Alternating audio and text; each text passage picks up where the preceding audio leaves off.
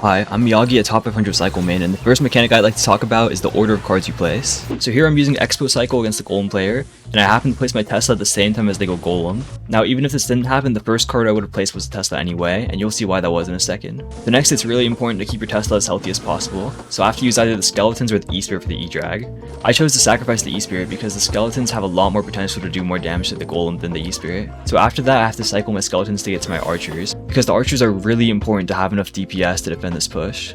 After that I go Knight to protect the Tesla and Archers, and here you can see the second Tesla come down, and this is really important. This is because it's going to help take down some of the opponent's support troops, and also after that it's going to pull the Golem all the way across to the other lane, which is really valuable, and you can see the Archers just shred his push the entire time. And because I placed the Archers as soon as possible, I'm able to get back to a second pair of Archers here, and all of this combined DPS is going to take down his whole push for 0 damage, and also counter push as well. And from there the game is over, because even if he did get the Golem down in time, it would just get shredded super quickly. So in this situation, the order of the cards I placed mattered a lot, because I was able to get down 2 Teslas and 2 sets of Archers as soon as possible, which allowed me to get the ideal defensive structure and also get enough DPS to just shred everything, which would have been a lot harder to do if I went with a Knight early instead or carelessly cycled cards. Now the next detail I want to go over is related to how to properly use the strat cards.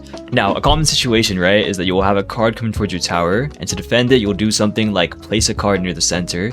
Now most of the time this is fine, but when you have a building, which most cycle decks do, it'll look a little different. So let's say, like before, your opponent has a Dark Prince coming down the lane and is heading for your Tesla. Now it would generally be a bad idea to let your Tesla die here, because then they could go with like a Giant or whatever their deck is, and you won't have your Tesla to protect you. So what a lot of people would do is place an E-Spirit over here to protect their Tesla. So instead the Dark Prince will take a path that looks something like this, where it goes first to the E-Spirit, and then it'll travel to the Tesla, and then it'll go to the tower. But this is actually not optimal, and a better play to do would be to let the Dark Prince travel a little bit towards the Tesla, and then instead of placing your E-Spirit over here, you place the E-Spirit over to the side instead, so that its path will look a little bit like this.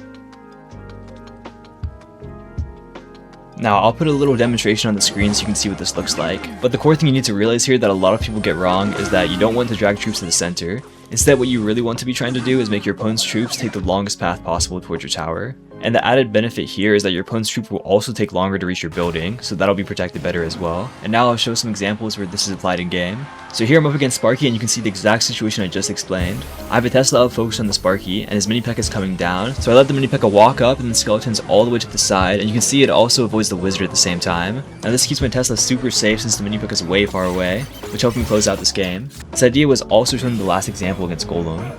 You can see these 2 Tesla placements, placing the first one in the normal spot and then the second one way up high over here, drags the Golem all the way up as far away as possible from both of the towers. And that's a part of the reason why you place the Tesla all the way up here, which admittedly might look kind of vulnerable, instead of like really down low near the King Tower, because this drags the Golem to the optimal path, bring it as far away as possible, in addition to the other stuff mentioned earlier. Now those were just a couple examples, but I hope you can see the idea where this could apply to a lot of different situations. I'd like to mention here that even though I'm using Expo for these examples, this applies for basically all cycle decks, because you can just replace Tesla with Cannon, Bomb Tower, whatever for these situations, and replace the Archers with whatever range support card you're using, like Musketeer, Dark Goblin, whatever. The idea that I'm trying to convey here is that this works for all cycle decks, and there's probably some non-cycle decks that can use this stuff too. Not to mention, if you're playing against a cycle player, it's good to understand this stuff too. Another really important mechanic I want to talk about is proper spacing of cards. Now I think a lot of players know that you want to place your support cards away from buildings to avoid spell value, but there's a lot more subtle details than that, such as staggering your Tesla so a Bowler or Executioner can't line up, or splitting your evil Archers so they zone out more area on offense and avoid spell value as well. And another example is placing cards far from your tower to avoid a Golden Knight dash chaining. And there are a lot of different examples like this, and here I'll go over a clip to show you more. So here I'm up against Recruits, and I split Archers and they go Recruits into it. Now the split Archers is really good here because they can't arrows both, and only one at best. So next I drag the Recruits to the center as normal, and then my opponent goes Skeleton Barrel, which was bad because it's not properly spaced away from the Recruits, so I get Fireball value against it. Then my opponent goes Minions Wall Breakers on the other side, which I logged and go Archers to play it safe, and it's fine to not split the Archers here because they're on my strong side tower, so even if they arrows them, it's not going to be damage that's on my weaker tower, so that's fine. So by properly spacing my troops and taking advantage of my opponent's mistakes in spacing, I'm able to get a really clean defense against Recruits, which is normally not super easy with Expo Cycle. Those were 3 cycle mechanics that I think are valuable to know. If there's anything else you think could be good to add, let me know in the comments, and subscribe for more. I'll see you in the next one.